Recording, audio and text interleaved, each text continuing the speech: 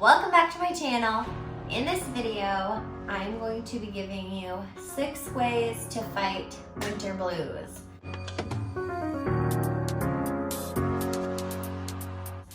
I personally struggle with seasonal depression bad, like bad. Before I went to Bali was probably my low point for the year. I feel like I'm finally on the come up, knock on wood. If you're feeling super low, there's a good chance that you should probably seek professional help. I am not a professional. These are just ways that I have kind of fought off the winter blues myself. That being said, let's jump into 6 ways that have helped me. The first thing is go find a counselor, a therapist, professional help. It's amazing. Even if you haven't been diagnosed with anything, I think everyone can benefit from a therapist, especially during the winter when we are struggling a bit with our mental health and we're not getting sunshine and we're not seeing people as much. You tend to be more isolated. If you don't have health insurance, you can still get help. I'm going to put a link in the description specifically for people who live in Minnesota, an organization I found that literally does walk-ins, I believe, every Tuesday and Thursday. Number 2 is exercise. And I know that sounds super lame. Like when I'm feeling depressed, when I'm feeling anxious, and I feel like I just have this weight on my shoulders, the last thing that I want to do is exercise. For a while, I was in a routine where I would go and just walk on the treadmill for 20 minutes. 15 minutes sometimes, like that is nothing. Like I'm probably barely burning any calories, but just getting out of my apartment, walking on the treadmill for 15 minutes and just kind of getting your body moving can be so beneficial for you. And starting with that, you can create a routine. Depending on where you live, it's probably really cold right now, so going on walks outside or outdoor activities aren't always an option, but if you can, get outside.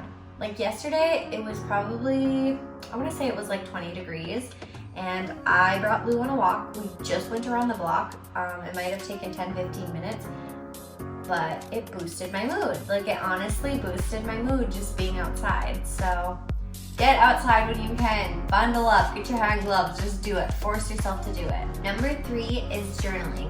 So I actually found online, it says a 2013 study found that patients diagnosed with major depressive disorder who wrote about their deepest thoughts and feelings surrounding an emotional event for 20 minutes a day showed significant decreases in depression scores. When I hit my lows, I hit really lows. I'm talking hopelessness, worthlessness, can't get out of bed, I sleep a lot, I don't do anything. Like my apartment just gets really messy and dirty because I just stay in bed.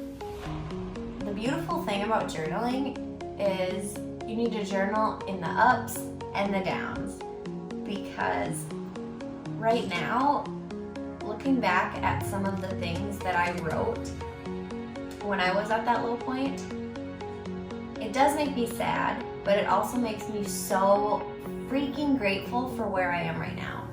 And just knowing how far I've come mentally in the last couple months. I get excited to see my growth and to see my progress.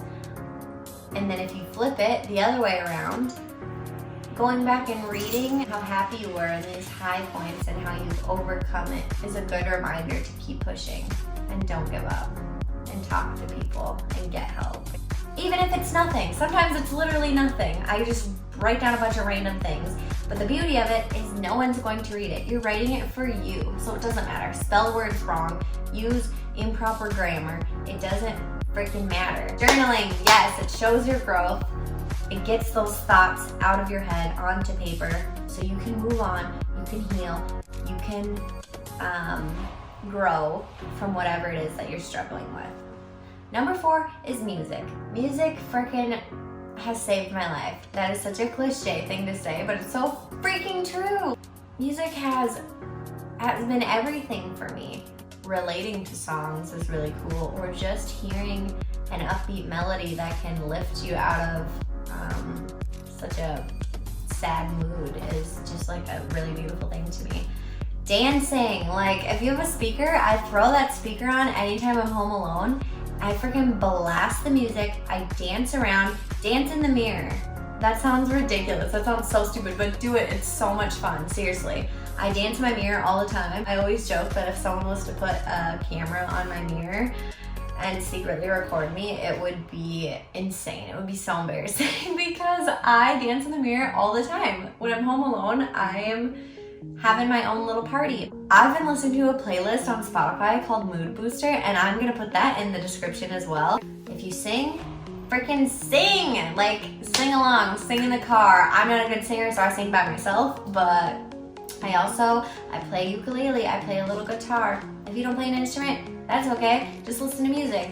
Or, you know, I taught myself how to play ukulele, and I found that really healing. I actually taught myself during a really difficult time that I was going through. And I picked up my little sister's Toy Story plastic ukulele and watched YouTube videos until I could play. And then I bought like a $12 ukulele off Amazon before I ended up getting a nicer one. So anyone can do it, use music, I love it. Number 5, treat yourself, okay? Obviously you cannot go overboard no matter what your thing is that you treat yourself with. Specifically for me, it's shopping, spending money, and it's food. I'm an emotional eater, so treating myself is like, I'll bake myself muffins, I'll bake myself banana bread, cupcakes, I will go get a treat from the store. Going out to eat. Food is comforting to me, and that's like a way that I love to treat myself. And then shopping is another thing, or spending money in ways like going and getting my nails done, getting a pedicure, get your hair done, get a new outfit. Treat yourself with a coffee, like go get Starbucks. If you don't have a lot of money to spend, it's okay. If you're struggling financially, I'm not saying go out there and spend all your money, because that's another issue in itself. Maybe pick one thing a week that you can treat yourself with. Lastly, my freaking favorite way, and if you follow me on Instagram, you know I'm up to this constantly, is bubble baths, or just baths. I love taking baths. I buy Dr. Teal's lavender bubble bath. I pour that in. I buy the lavender bath salts, but they come in all sorts of scents. Some people love bath bombs. They're kind of pricey, so I usually just stick with old-fashioned bubble bath and bath salts. Flip the lights off, light a candle, play some music, or if you prefer silence, that's cool too. It's really good to unplug, like get in there without your phone. Get into the bath, bring a book, bring some crosswords, just something to kind of unplug and relax your mind. Oh, you know what? Bring your journal. How about that? Bring your journal. That's a perfect time to journal while you're sitting in the bathtub. No one's around to bother you. If you come up with any other ways, comment below, because I'm still struggling myself. Utilize some of these into your daily routine to help you. And let's get through this winter, okay? Cross our fingers that spring comes sooner than later. Even though it seems like struggling with mental health is a really common thing, there's still stigma around it. It's still hard to talk about, and we need to just push through. We need to have these conversations, because the more you talk about it, the easier it gets. Thanks for watching this video, and make sure you subscribe.